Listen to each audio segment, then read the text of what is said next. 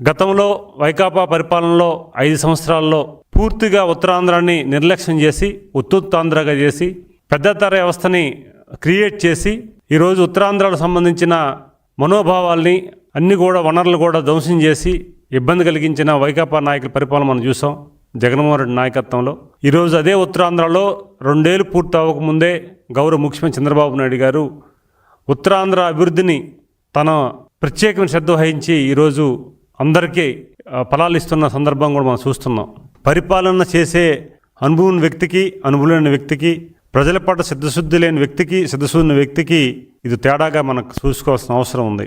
ఈరోజు గౌరవ ముఖ్యమంత్రి చంద్రబాబు నాయుడు గారు ఎన్డీఏ కూటమి పరిపాలనలో ఉప ముఖ్యమంత్రి పవన్ కళ్యాణ్ గారు, బీజేపీ నాయకత్వం, అలాగే యువ నాయకుడు నారా లోకేష్ గారు నలుగురు కూడా ఈ రాష్ట్రానికి 4 స్తంభాలుగా ఉండి ఈరోజు అద్భుతమైన కార్యక్రమాన్ని చేసుకుంటూ ముందుకెళ్తున్నారు.